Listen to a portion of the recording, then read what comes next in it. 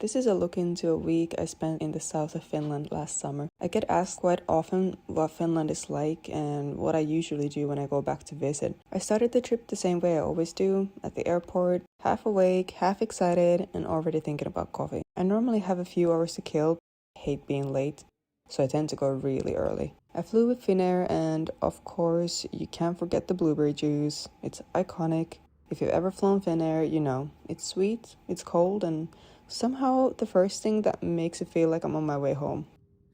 After landing, I went straight to my aunt's place to see family. Just a quick hello, a few hugs, and catching up before settling into the week. Driving away from the city, you're surrounded by forest within minutes. If you've ever been to Finland, you know everything is pretty far and it takes a while to get anywhere. I didn't really notice it until I moved abroad. It's actually nice. You just sit with your thoughts in a good way. I went from my cousins to my sister's place to my friend's place and then finally back home. And just look at the sunset. I really love the sunsets in Finland. It's just so colorful, so pretty. And in a place where everything feels really quiet, it's nice to see something loud in the sky. Did you know Finns drink more coffee per person than anywhere else in the world? There's always a cup being made somewhere. Morning, afternoon, evening. There's no wrong time. It's just a normal part of the day. If you're working in Finland, you normally get your normal lunch break and then 2 10-minute coffee breaks. It's a moment to sit down before continuing whatever you were doing. A lot of my week looked like this. Driving into small towns, stopping by local shops, seeing the same kind of buildings I've seen my whole life. Finland's towns are simple, practical, and a little timeless. Nothing flashy, nothing dramatic. Just functional, quiet, and familiar. On this day, I went out with my mom. We found a bench overlooking the sea, one of those spots where nothing really happens, but it just feels good to sit for a while. The weather was actually really nice. I brought my scent of the trip with me, this little travel-size Keiali Capri in a bottle. I like choosing one fragrance for each trip. After that, we headed into town and stopped for breakfast. Then we went to the grocery store, grabbed a few things, and brought flowers to a neighbor. And when we got back home, we had another coffee, this time with a cinnamon bun. Around 3/4 of Finland is covered in forest, which means you're never really far from nature, no matter where you are. Even in cities, green space is built into everyday life. Finland is often called the land of 1,000 lakes, but that name doesn't even come close. There are actually around 188,000 lakes here. If it feels like water is everywhere, it's because it kind of is. It's very common for Finnish people to own cottages around lakes, and that's where they like to go during the summers. Another interesting thing is something called everyone's right.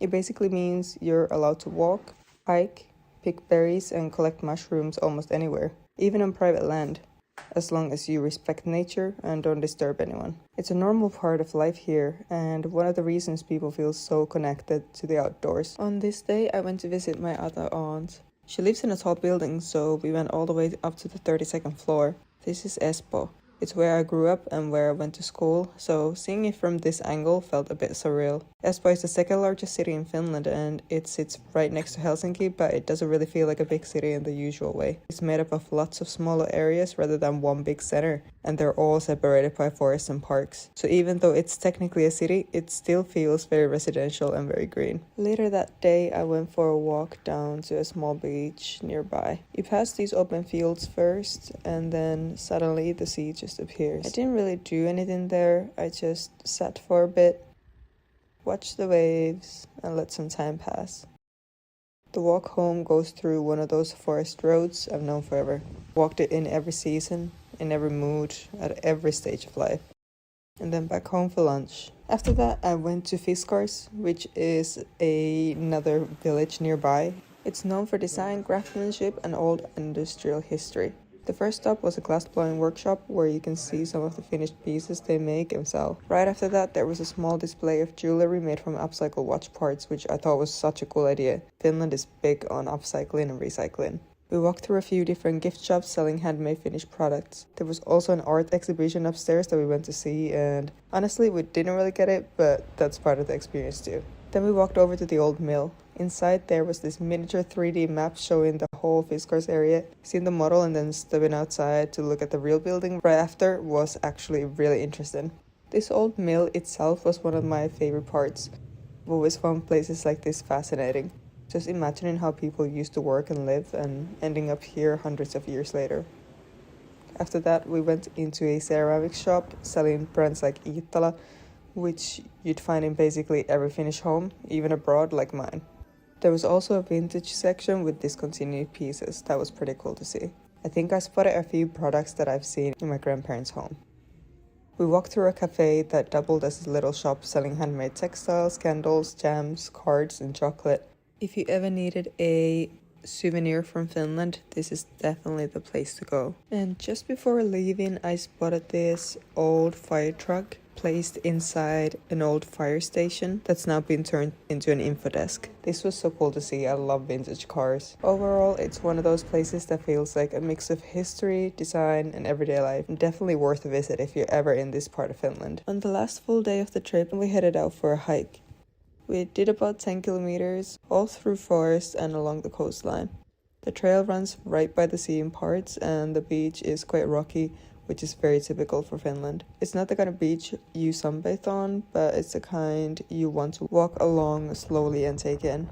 A lot of Finland's coastline looks like this because of the bedrock.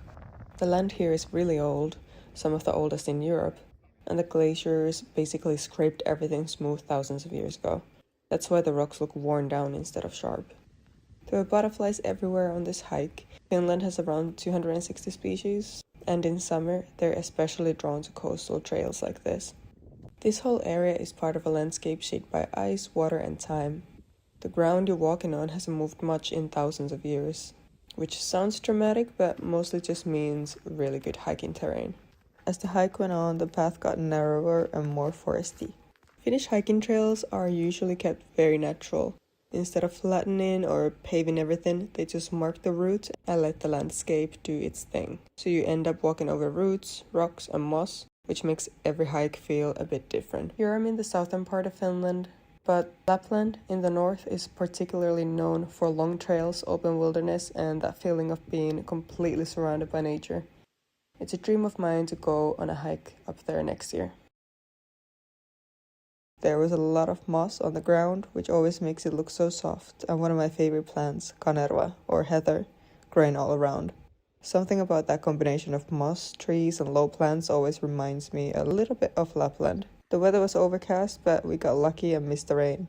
We packed sandwiches and coffee with us, so we stopped halfway, sat on a rock, and just ate while looking out at the forest and the sea. And honestly, I don't know why, but everything tastes better when you eat outside. The exact same food just hits differently. We also came across this tiny beach along the way. Finland actually has a lot of sandy beaches too, but along hikes like this you usually get more rock than sand, so this felt like a nice surprise. After that we headed back to the car and it immediately started raining, and then we headed back home. On the way back I said hello and goodbye to the horses I always see whenever I'm here.